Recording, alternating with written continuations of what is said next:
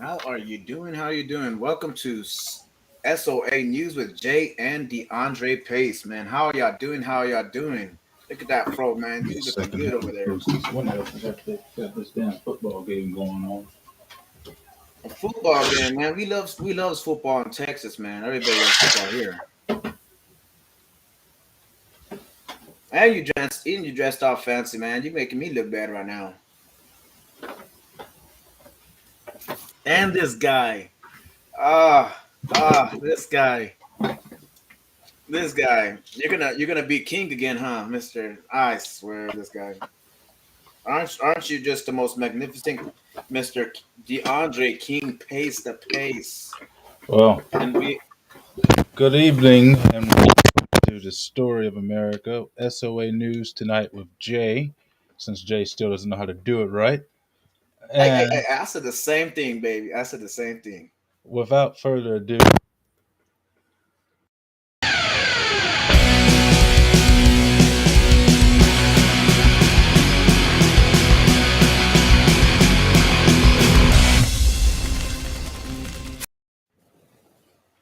So so we're gonna be doing dress up. I'm gonna be the cholo. You can be the king. What's up? What's up, Mr. Saya? the Mexican Steven Seagal. But so Jay, tell us what's on the agenda for tonight. Well, dealing with the issues of the day. I mean, I have no, control of it. I am just a Christian having to live in this world and just tackle the issues of the day. And why not? Yeah, it always has to be LGBT, but that's the issue of the day, and I always have to do it because it's our biggest enemy. Well, for Well, you me, love the gays.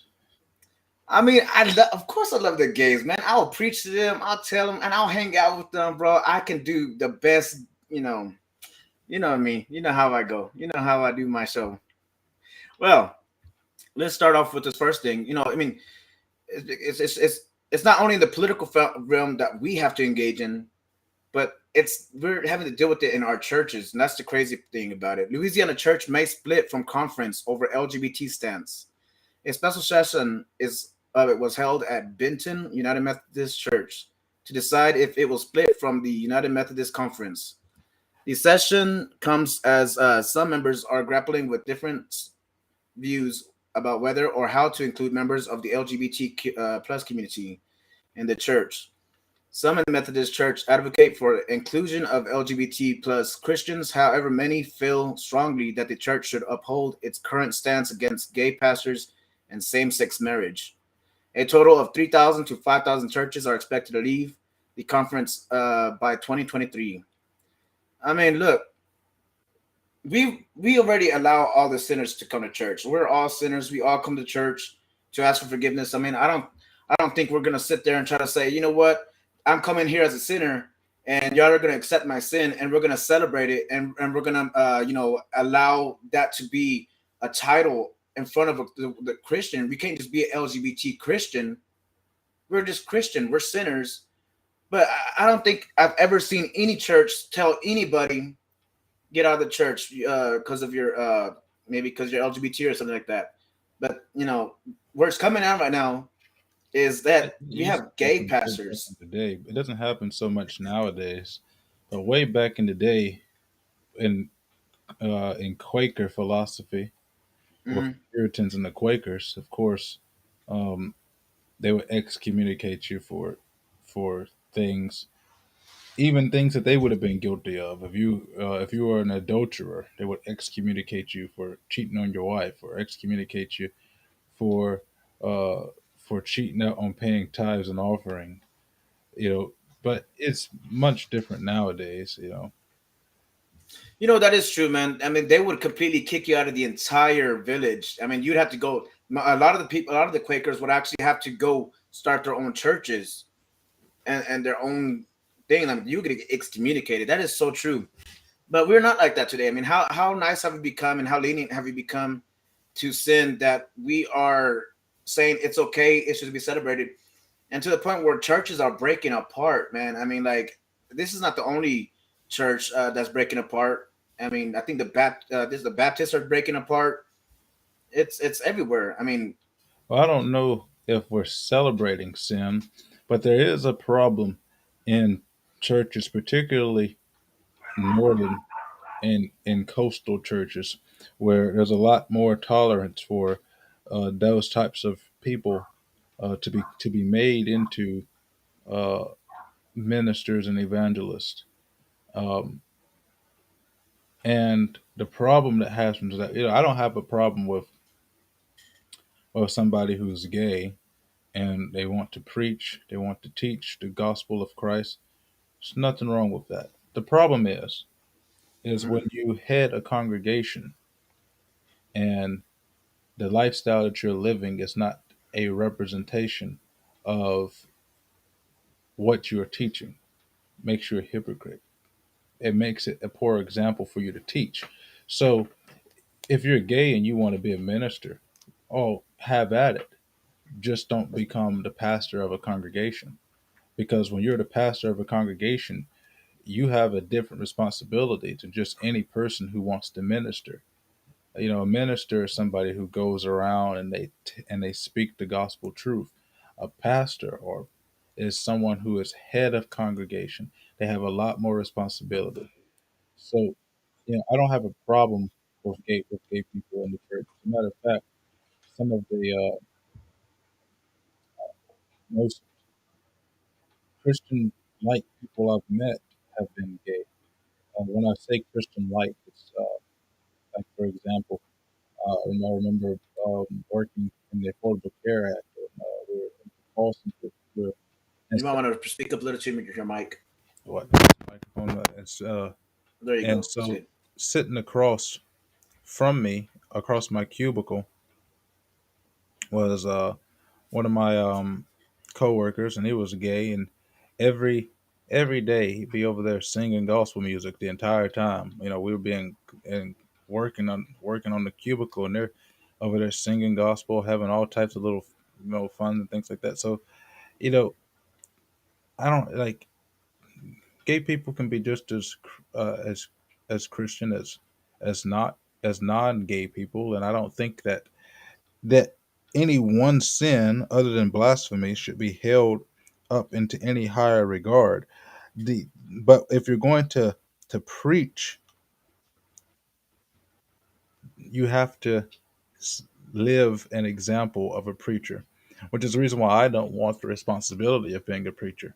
You know, that's too much responsibility for me. I'm not going to change my lifestyle to suit you, because if I'm telling you something that I'm not doing, yeah, that makes me look bad.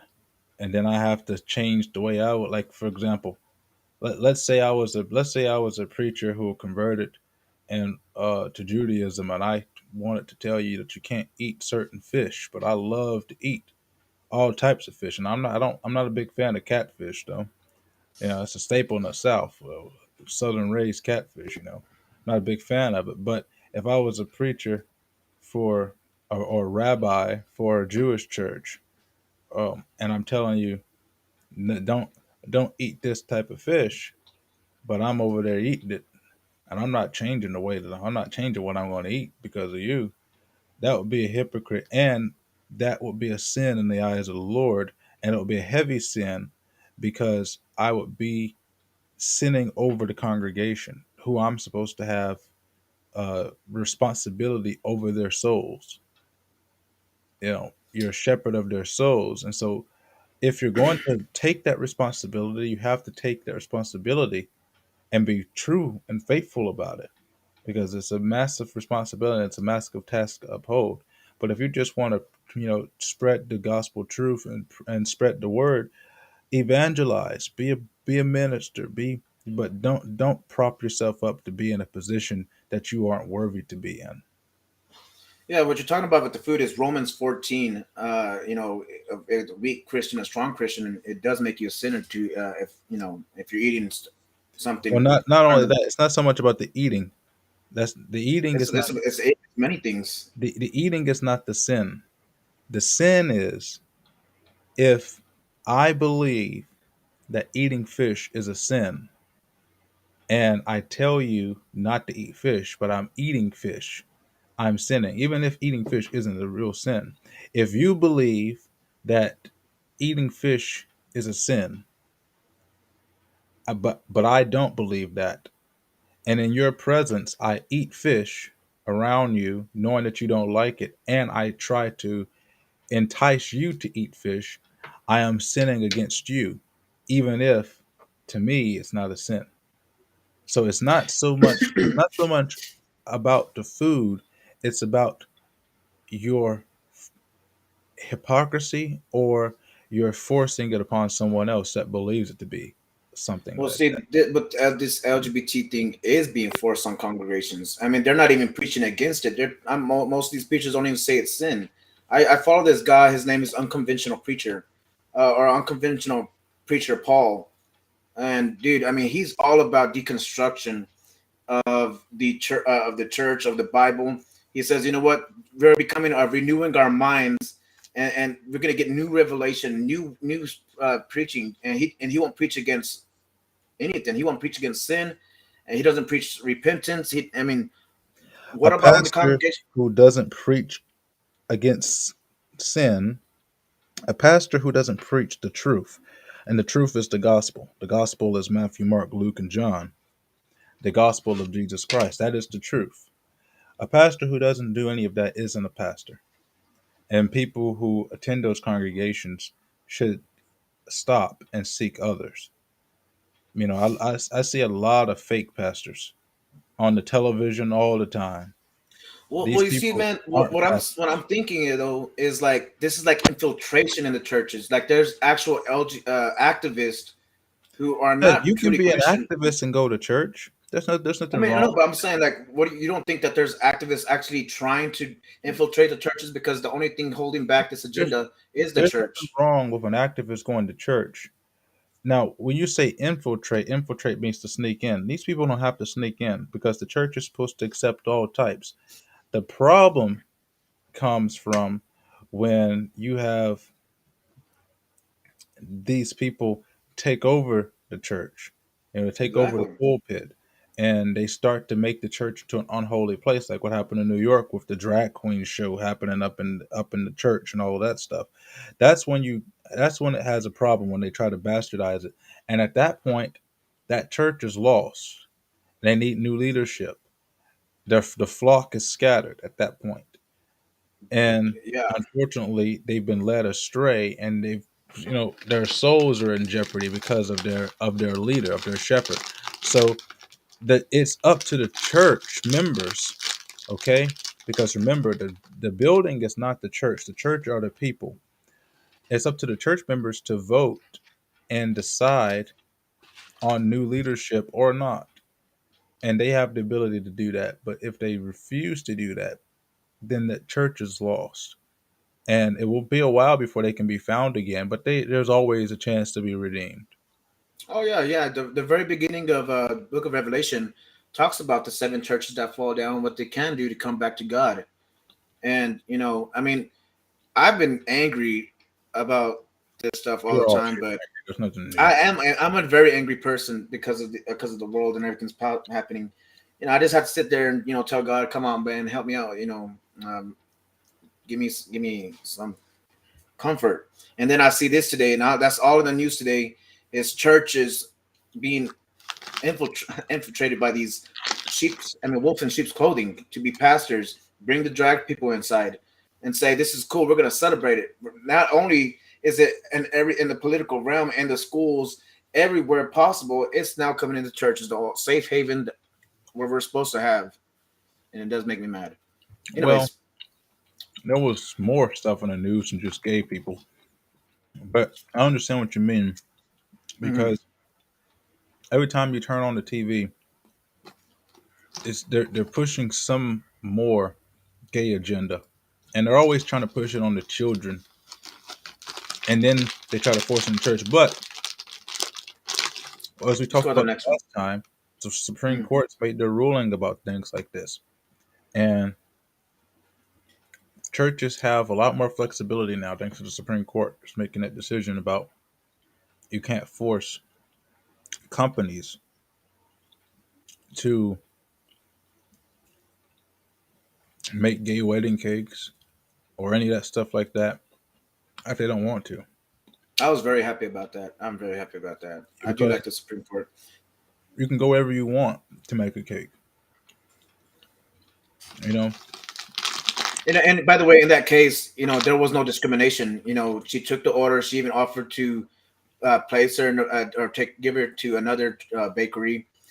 That's what I'm pretty happy about that. It's just she's standing for her faith. It's not discrimination. Okay, that's all it is. I'm not trying to discriminate. I'm not trying to go against the LGBT. Well, I am. Just don't. I mean, I am. Okay, I'm not gonna say that.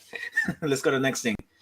So, there's a new legal twist in Florida to block the "Don't Say Gay" bill, which what's been labeled as. And this time there is receipts. In the late September, a federal judge rejected a suit seeking to block the new law, ruling the plaintiffs, a group of LGBT parents and teachers, did not have legal standing in their case. U.S. District Judge Ellen Windsor found that the plaintiffs failed to show a direct link between enforcement of the law and the resulting harm.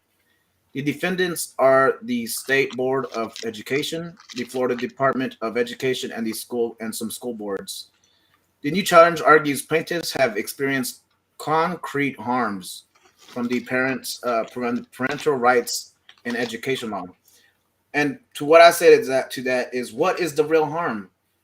Is it harm because they can't indoctrinate little kids, or is there more harm when you're indoctrinating little kids that don't even have, but they're just being shaped? Their little minds, and they're being shaped over here. What brings more harm? Us keeping that from them,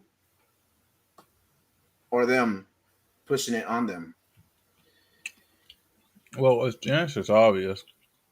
It is more harmful for you to try to inject this ideology into young children because it messes up their mind, it messes up their hormones when they start to develop into adolescence, and they start to get confused. It makes them depressed, and then you start to see child suicide rates tick up, which have been ticking up in recent years Oh, because of a bad, lot yeah. of the stuff that's been happening with the indoctrination in the schools, not being able to feel comfortable in one's own skin because they've been engineered and raised from a young age to try to be something that they aren't. You know, kids Yeah, kids have phases and they grow out of them. I mean, me and my brothers, we used to play with our sisters' Barbie dolls. Now, of course, we played with them in a different way I'm just, than, I'm just, than I'm they just than they played with them. And then when we played with them, the Barbie dolls were, fucking jumping off the top of the bed, doing power bombs and leg drops. They were wrestlers. When they played with them, yeah. they had houses and they were driving the car and all that stuff. They're like, no, they don't drive a car. They're out there fighting. And we used to go steal their Barbie dolls because we had our little action figures and our little stuffed animals. All of ours were guys, so we named them, and so they didn't have any. They didn't have any wives. They didn't have any female characters in our little story. So we would go steal their Barbie dolls and their little girly toys because we needed some girl characters for our little storyline, and then we bring it back in the living room and start playing with them, make our little story and everything. But kids grow out of that phase when they start to get up to a certain age. They grow out of that. Some Yeah, girls want to be a little bit more tomboyish. By the time they are are uh, are in middle school, they want to act more ladylike. You know, when you're young, like you see people having more fun than you are. You're like, oh, as a young boy, you're looking at your sisters. They get all the nice toys. They get the big house and stuff, and you get nothing. And they're like, go outside and play with a can in the middle of the road. And you're like, well, why can't I play with the good?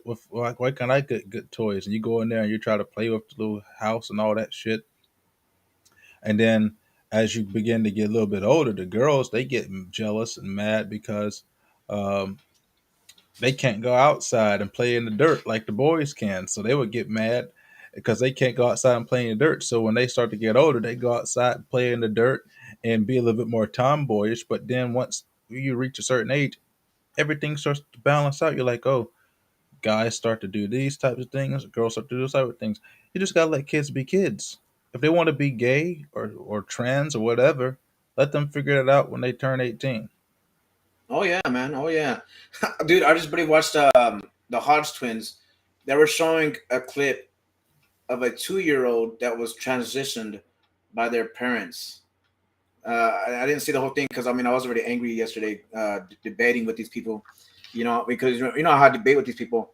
Apparently, there's no child mutilation, and it's all just a hoax pushed by Republicans, and that's why I lost it yesterday. I mean, I was like, how the hell can y'all tell me that it's not happening? Like, are we just all stupid? Like, I mean, I told you last episode they were telling me it was fake, that they were trying to take away your kids for even not gender affirming them. And so Well, I mean, when they just lie to me like that and just say I'm just losing my mind, it just really makes me pissed off, dude. I mean, well, first of all, Jay, let's clarify something. let's do it. In order to lose your mind, you have to have a mind in the first place. So Oh, it's all in the muscle, baby. It's all in the muscle. you'll put those down.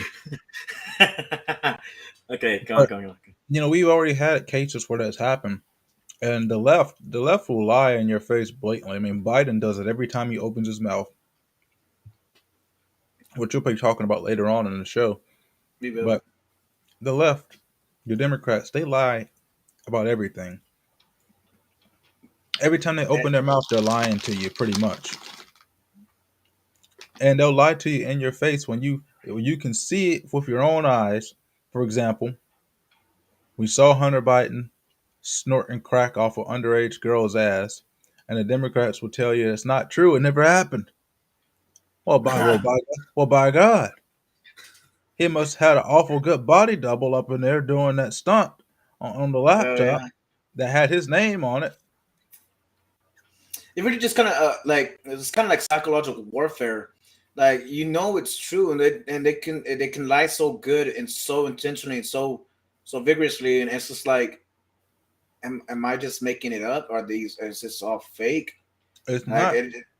It's not that they do it so good. It's that they do it so much, and their supporters, their viewers, are so well trained that they will never try to fact check them to see if it was true. So, for mm. example, if we say, If anything, they'll just worship the fact checkers. But go on. for example, if we say that the economy is doing bad because you destroy energy, well, because Biden says that's not true, it's the big banks, it's the business owners. They're raising the prices in order to pop a profit. The supporters will just follow that line to the grave. They'll never even consider looking up a source, looking up the evidence to figure out whether or not it's true or not. They'll just buy it and believe it and go about their business.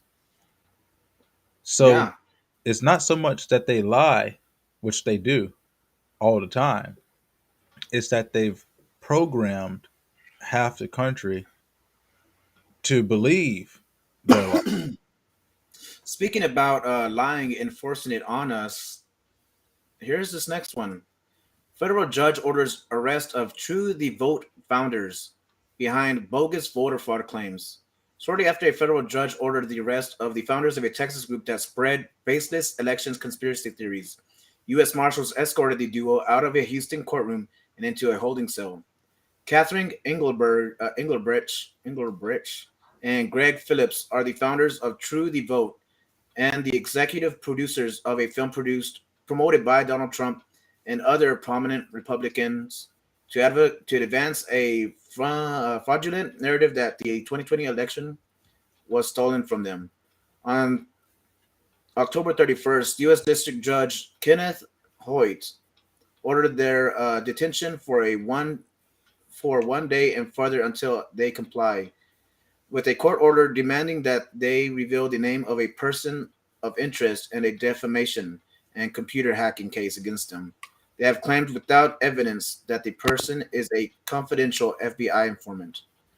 I mean, look, like not only are they lying, but they say even if you go against it, now these judges, I mean, thank God the Supreme Court is not so, packed with George Soros funded judges, but these federal judges, man, they are going after people that speak up against the Well, lie. yeah, well, Not and only then not only are they telling you you're crazy, but you well, should go to you jail see for it.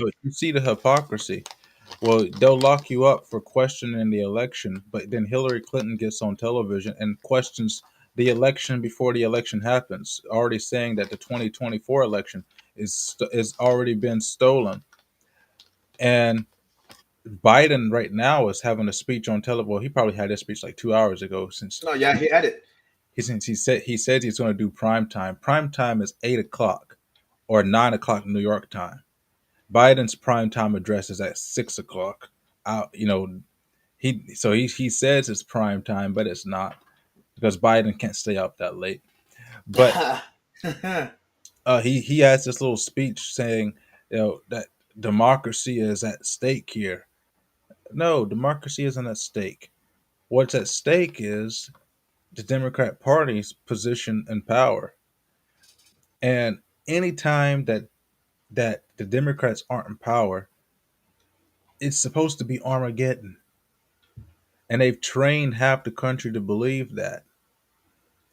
That's the dangerous part. And then you have these court cases, which, I wish the Supreme Court would take a lot more of them, but they don't. You have these court cases that are completely illegal.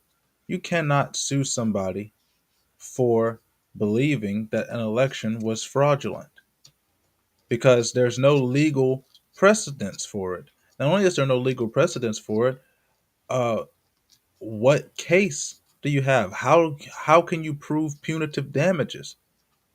You can't. So I mean, what do remember, you it's get from it? January 6th. Remember, it's January You know what 6th. they get from it is what they get from it. What they get from it is they make an example out of anybody that will challenge their ideology. So they find somebody and they make an example out of them, and then they prop them up in the media to show that all the other naysayers, that if you ever challenge us again, this will be you. It's a Yeah, fear man. tactic. That's what it is. And the part I hate the most is to our democracy. And Hillary Clinton on the same thing. She was like, it's going to mess up the popular vote and everything like that. And then she talks down and bad about the electoral college. Like, dude, that is what we are, not a democracy like a true democracy, but we are a constitutional republic that has true democracy in the state representation. And like how they say it's a threat to democracy while undermining the Constitution and wanting to get rid of the Electoral College. What what is it, and what are they truly fighting for, man? They just take a bunch of people stupid, I guess, and a bunch of people just don't know. To be honest, I mean, people don't even care. Um, this is crazy. That's why I think even some people were saying like, man, in my household we're gonna teach the what is those called? What are those papers called? The Federalist Papers, and make sure that we know why we have these checks and balances. How did y'all finish that? Did y'all finish the federal tax papers? Yes, we finished the Federalist Papers. Federalist. Sorry. Anyways, yeah. But what about the counter arguments? The We haven't started the Anti-Federalist Papers yet. mm, I didn't even that was a pretty good debate. I haven't read none of that stuff, man. I've seen the ones I want to read. I have them listed there. But the news that takes all my time, and plus I get lazy and I like to go party, so you know how that goes. Okay, let me see where's okay. Florida officials quietly tweak probation system to make it easier to arrest people for voter fraud. This starts in August. Floridians on probation have been required to sign an updated form placing the burden on them to determine if they're eligible to vote. Um, Reported Lawrence Maurer. Sorry. Beneath warning about remaining drug free and reporting to their probation officer is the new message. By signing this letter, the update from states who you agree that are, man, this they kind of worded this kind of weird. Basically, man, they're trying to make it to have voter integrity over there. And if you're on probation or if you have lost your privilege of voting due to your crimes, then that is up to you. And that's pretty good. And not only that, I didn't put this on there, but even Ohio is taking the first steps to make sure that non-citizens cannot vote and putting it in their actual state constitution. I think like that's how bad it is that then doing these things by making voter integrity better is a threat to democracy again and voter suppression. And like like you said one time, voting is a privilege. I mean, right? It's something that can be taken away if you do federal Yeah, go to jail for if federal you break crimes. our laws, you can lose that right. So But people, some people say, Rhett disagrees with me to an extent, but I say it's a privilege and it should be treated as such. And if you want to exercise your right or your privilege to vote, then you need to be able to come up with the proper materials in order to do so. Everybody needs to have an ID anyway. So getting an ID isn't that difficult. And if you don't have one, as I've already done before, there are over 33 different ways that you can verify your ID when you go to the polls. 96% of all people in the United States can pass that. what happened? I thought didn't they say African Americans don't know how to get their license? Of course, they said that because Negroes are stupid, and Negroes need the white man to hold their hand and guide them everywhere. Didn't you see well, that's she's not Pasky. What's the French girl? The new. I need to learn their dang names, dude. Jean Pierre was saying, you know what? There's so much voter suppression, and then there's still so much voter turnout, and they can happen at the same time. I was like, okay, like that is the most dumbest thing I've ever heard say. Like they can really lie to your face and say stupid stuff like that, or change Yeah, definitions, but the or sad thing is that their viewers still believe it. dude, dude, yes, man, yes. I mean, we're gonna have to talk about that when we come to the Nancy Pelosi thing, which is next, because they can lie so damn in your face, and they're still gonna believe everything they say. And I was debating this guy, and he was literally saying, "Oh, Jan said, where's Pelosi? Where's Pelosi?" But that's next. Let's go to the next thing real quick. Talking about voters voting and having taken on that responsibility of an informed vote. Churches are now. I mean, we've always said stuff about, especially the LGBT and voting about against same sex marriage, as well as take not letting kids get indoctrinated. But this is what this thing says: churches are breaking the law and endorsing an election. Experts say the IRS looks the other way. 6 days before a local runoff election last year in Frisco, a prosperous and growing suburb of Dallas, Brandon Burton paced the stage of a Kingdom Life church. The pastor told congregants the demonic spirits were operating through members of the city council, grasping his Bible. Like look at the wording, grasping his Bible, walking back and forth like an evil person. Okay, this is what they make it seem like. With both hands, Burden said God was working through his North Texas congregation to take the country back to its Christian roots, which is true. We have a Christian heritage, and they want to say if you say that you're a white supremacist and a Christian nationalist, and you should just get thrown out. Okay, he lamented that he lacked jurisdiction over the state capitol, where he had gone during the 2021 Texas legislative session to lobby for conservative priorities like expanding gun rights and a ban on abortion. But this is his quote right here, what the church was saying. But you know what? I got jurisdiction over this morning is an election coming up on Saturday. Burden told parishioners, I got a candidate that God wants to win. I got a mayor that God wants to unseat. God wants to undo. God wants to shift the balance of power in our city, and I have jurisdiction over that this morning. This article is co-published with ProPublica, a nonprofit news room that investigates abuses of power. So far, it says it has found 18 churches. They're saying that they're violating the Johnson Amendment, 501c3, a measure named after its author, former President Lyndon B. Johnson. So we see the importance of voting, and that it's a privilege, and these issues are in our church. That's the first thing I have we talked about, was how LGBT is coming into our churches, and dismantling us, and they're coming into our world. They're saying, you know what, if you don't allow same sex marriages, you should lose your tax exemption. They keep on hammering churches every single time with that kind of stuff. Oh, like, oh, you're going against abortion, you're getting too political, you're breaking the law for endorsing elections. Well, churches have the right. That's freedom of speech. That's freedom of religion. We can exercise that. We can talk about the issues of the day. That's what we're placed here to do.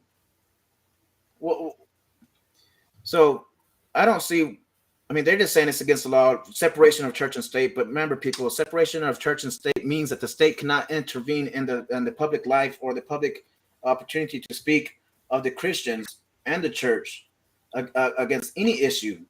Not that the church cannot get into state matters or elections or what is going to be pushed. This is going into our lives, into our churches, into our with our kids. It's nonstop. And now they want to have the audacity to say churches are breaking the law.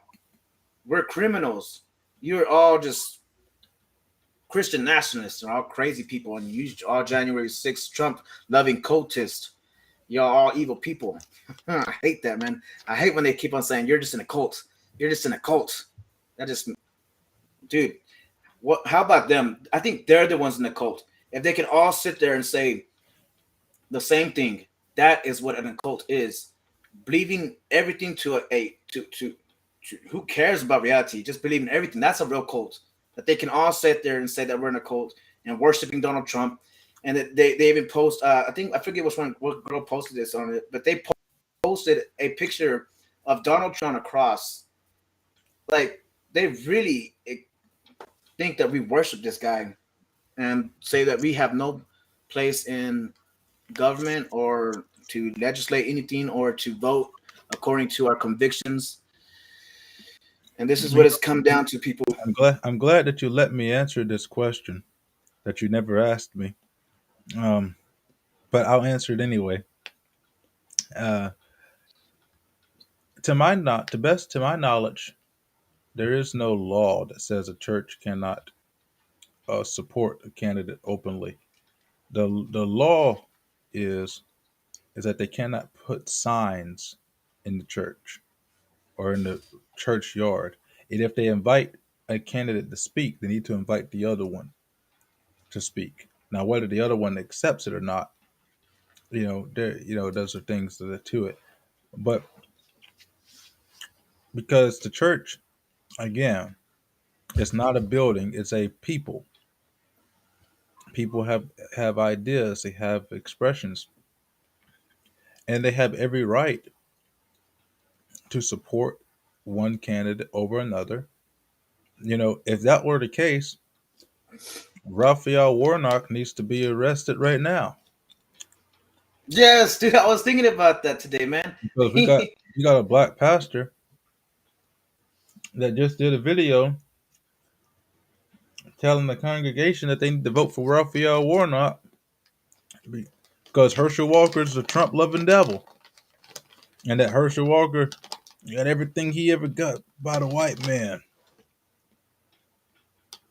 Man, Or that's they should arrest Joe Biden, who at a black church said that they're just gonna put y'all back in chains. And people didn't realize that was at a church, but yeah, it was at a church full of black folks. So if damn. if that's a violation of the law, well, let's apply it equally. Let's Yeah, go I ahead and mean, arrest what was Biden. Let's it? arrest Warnock. Let's arrest Hillary Clinton, who at a black church said that she carries hot sauce around in her purse in order to be more like the Southern blacks. Come on now, let's get real. Remember, they used before the Biden went in to office. Nancy and him were saying we're good Catholics and we support abortion and we're good Catholics, and they're appeasing to the Catholics right there. And Catholics are the biggest denomination, which is crazy. I mean, that's not that great, but I mean, it's okay for them, Odin. And if you say anything about it, you're a bigot. Anyways, let's talk about the Nancy Pelosi break-in, bro, and how they lied for what 2 days, 3 days, saying it was a conservative.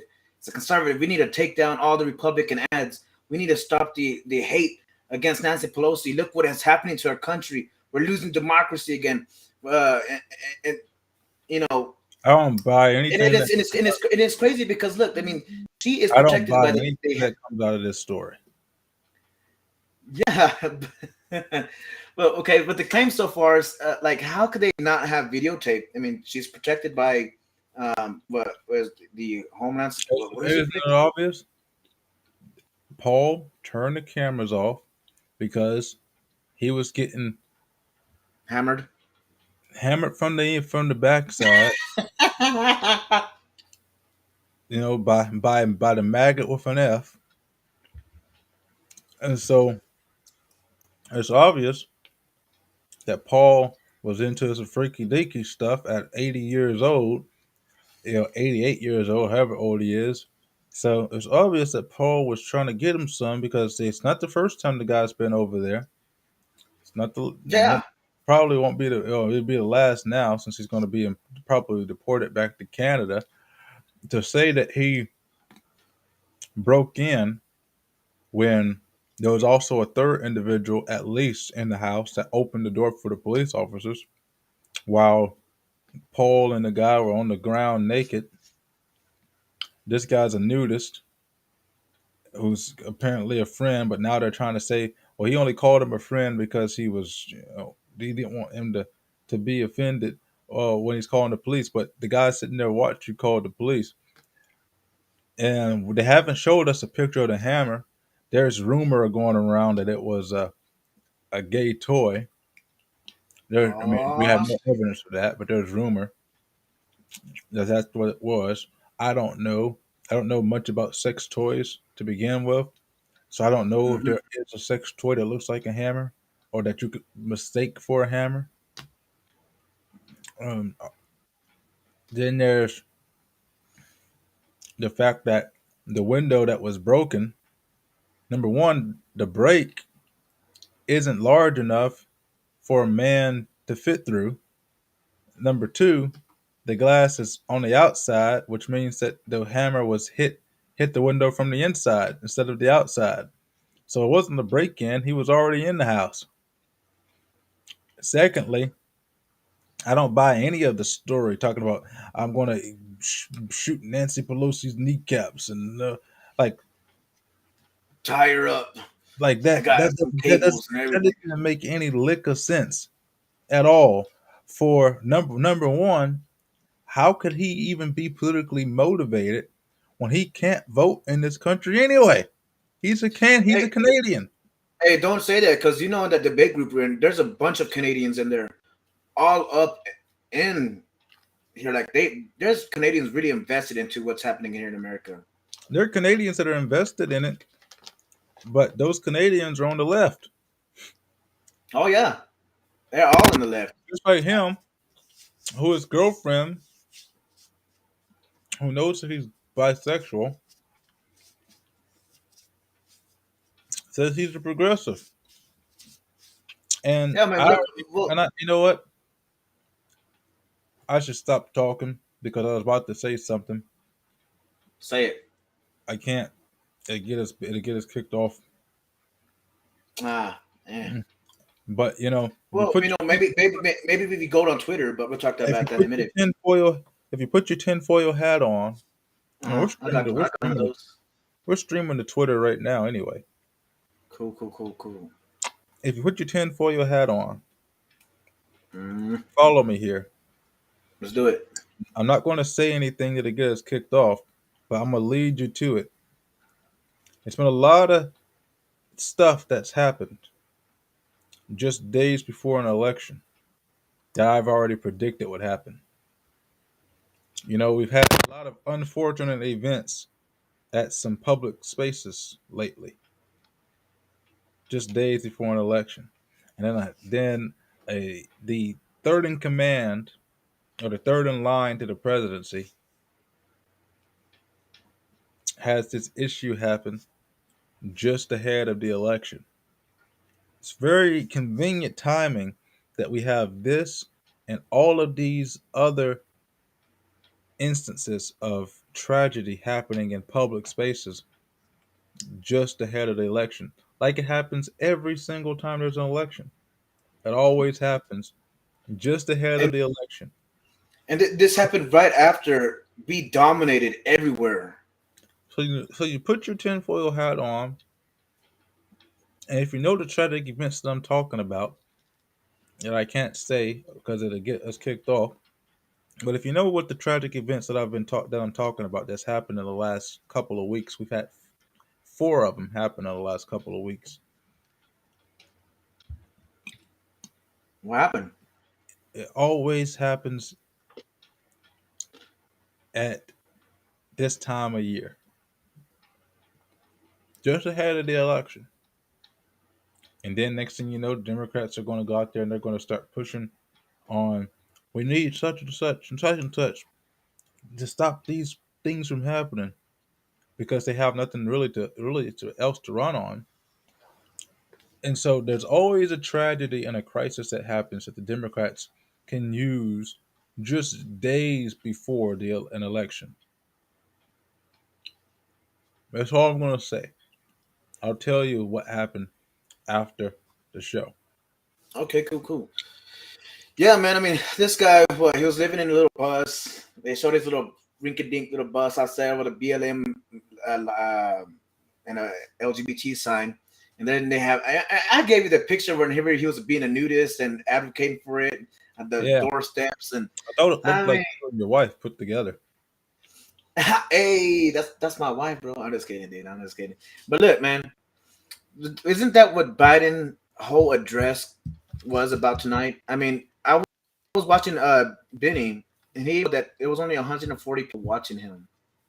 But Well, wasn't Biden's address tonight all about domestic terrorism from the conservatives?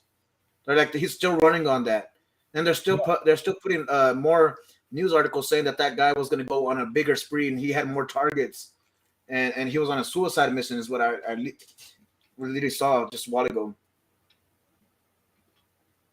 never mind the fact that a sitting congressperson in the state of California killed a man because he was going to report a news article about him that exposed the truth. So he killed him. Did he even get caught? I mean, Oh we yeah, know this is he got sentenced, I think, to 20 years. well, good, good. Got At sentenced to least at death. least something happened. I mean that and Tucker covered that pretty damn good, man. I mean it was on video chat and everything. How he was gonna you ruined my life, you ruined everything of me, and then he goes there and actually gets a knife and just attacks him and kills him in his own garage. I think. I mean, But damn, we bro. are, but we are the terrorists. You know, we were the ones that set the entire country on fire for 6 months. Yeah, I think Alexandria Ocasio Cortez just already said, you know what, there's nonstop, evidence from Homeland Security that the number one threat to America is domestic terrorism, and it's by the whites, and it's so real and it's so true. I mean, AOC, she's I'm going hot to though, tell you, man. She's pretty hot though. the number one threat to America is the Democrat Party. How Number can you two, say that? You're so evil. the number two threat to America is Joe Biden, Yeah. and the number three threat to America is the Hillary Clinton, Barack Obama cabal. Because they're the ones that's running things behind the show anyway. Yeah, I mean, Barack Obama's out there already fighting for it. He's saying the number one issues are climate change, gun reforming, and he's out there actually doing some work. I mean, it's Barack pretty good seeing the Obama guy said, because I used to like the guy. I just didn't know what he was doing. Oh, Barack this is before Obama, I knew. when Huh? asked if he'd like to run for a third term, he said, "If I could run for a third term, what I would do is I'd have somebody else in office, and I'd be able to speak with an earpiece, and I'd be able to speak to him and run things from behind the scenes." Well, I present to you the earpiece, Joe Biden. The vice president of him too. But remember, even but Obama's words are coming back to bite him in the ass. He was like, "Never underestimate Joe Biden to fuck shit up." he was, he's doing just that, man. I mean, if he knew it, why would he get Joe Biden to do it of anybody else? Like, Well, who let's was not their act best? like Barack Obama didn't fuck anything up. Man, I mean, now I know. Back then, I didn't know anything. Donald Trump is basically the trumpet that made everybody become political. I think it was kind of forced on everybody, and all the radical leftists were like, "Where do you stand on this issue?" I mean, everybody had to become political. I don't think. Well, my two brothers, they're not political, but they still know some things because they have to put up with me always talking about it, always walking around like, "Well, did you hear what's happening? This, that, this." Good thing I got this show.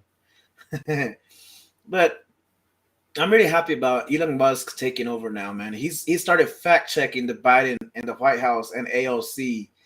He's actually fact checking the Democrats, and they don't have the power anymore to push the narrative so hard. I mean, I'm actually gonna start doing Twitter a lot more. If they don't ban people for stuff, man, I'll be saying hey, everything, you'll especially about the band. with me. Of course, I get banned, bro. I get banned everywhere I go. But you know You why I get banned, bro?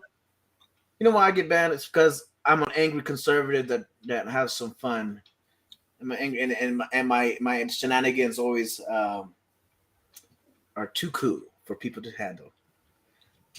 I just really got banned last night on Discord. I mean, I was having a good old time, dude. I was there for like an hour or 2 hours. Had my whole techno suit on, doing just dancing. Everybody was cool with me for like 2 hours. And as soon as I put my mic on and start preaching and talking, boom, that's an issue now. Now it's an issue. Get that guy out of here.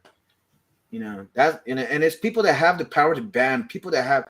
I think even they're saying now that the people that were actually banning people. Oh, you're ending it. This guy. Well, this is SOA News with Jay and DeAndre Pace. So I hope you liked it. We didn't have the funny news, but the funny news was Elon Musk in a antichrist suit. I'll see y'all next time. Elon's the Antichrist. Well, we've run out of time for tonight, folks. So we'll cover that next week. If you like our show, if you like what you see here, then please follow us on Facebook, follow us on Twitter, like and share, and subscribe on YouTube. Download and share it wherever you find it at on Apple Podcasts, Google Podcasts, Apple. I already said Apple. We're on Amazon Podcasts now. We're on iHeartRadio now. Radio Public, anywhere you can find the Story of America Pace and William Story of America PW. Find us everywhere. The Pony Express, your sister's ass, anywhere that you can find us, we will be there. And we'll see you guys next time.